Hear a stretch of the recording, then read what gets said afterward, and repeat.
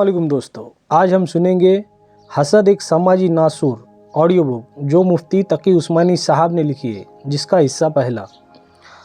हसद एक अंदरूनी बीमारी है।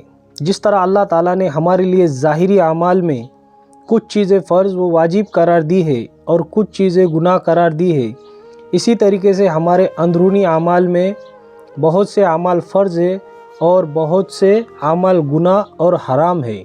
उनसे बचना और परहेज़ करना भी उतना ही ज़रूरी है जितना ज़ाहिर के बड़े गुनाहों से बचना ज़रूरी है। इनमें से कुछ का बयान पिछले जुम्मों में हो गया। आज इसी सिलसिले में बातिन की अंदरूनी एक और ख़तरनाक बीमारी का ज़िक्र करना मकसूद है। वह बीमारी है हसद।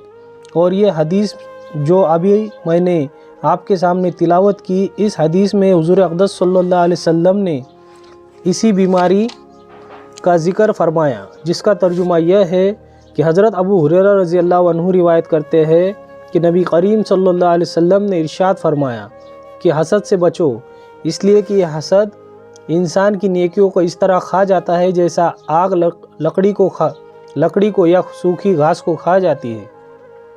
हदीस को रिवायत करने वाले को शक है कि आपने लकड़ी का लफ्ज़ फरमाया था या सूखी घास का लफ्ज़ फरमाया था, यानी जिस तरह आग सूखी लकड़ी को या सूखी घास को लग जाए तो वह भस्म कर डालती है, ख़त्म कर देती है, इसी तरह अगर किसी शख्स में हसद की बीमारी हो तो वह उसकी नेकियों को खा जाती है। एक आग तो वह होती है जो बहुत बड़ी होती है, जो मिनटों में सब कुछ जलाकर ख़त्म कर देती है, और एक आग वह होती है जो हल्के हल्के सुलगती रहती है।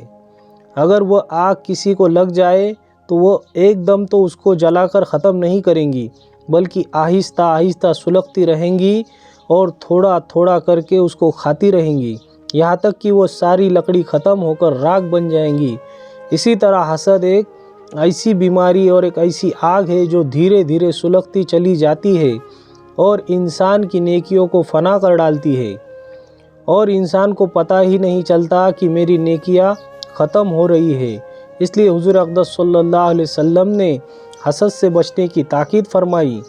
लेकिन अगर हम अपने मुआशरे और माहौल पर नज़र दौड़ा कर देखें तो हमें नज़र आएगा कि यह हसद की बीमारी मुआशरे के अंदर छाई हुई है, और बहुत कम अल्लाह के बंदे ऐसे हैं जो इस बीमारी से बचे हुए हैं और इससे पाक है, वरना किसी न किसी दर्जे में हसद का दिल में गुज़र हो ही जाता है और इससे बचना फ़र्ज़ है।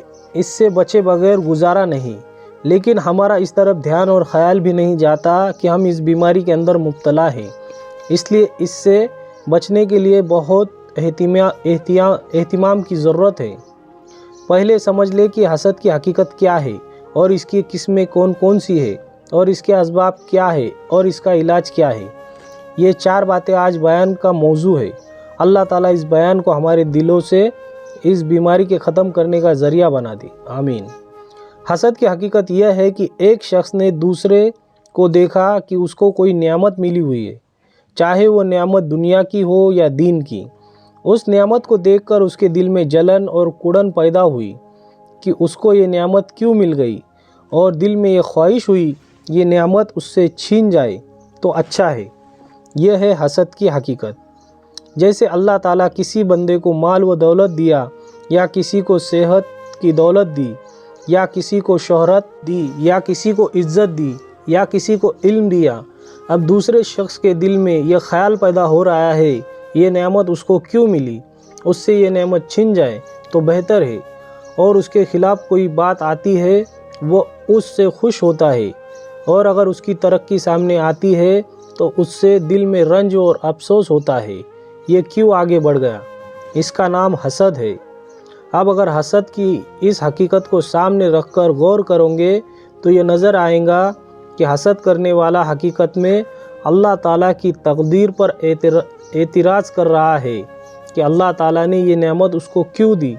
ये तो अल्लाह ताला के फ़ैसले पर एतराज़ कर रहा है, कादिर मुतलक पर एतराज़ कर रहा है ये नेमत किसी तरह उससे छिन जाए। इसकी वजह से उसकी संगीनी और ख़तरनाकी बहुत ज़्यादा है। वीडियो पसंद आए तो वीडियो को लाइक करें और ऐसे वीडियो देखने के लिए हमारे चैनल को सब्सक्राइब करें। जज़ाकल्लाहु खैर।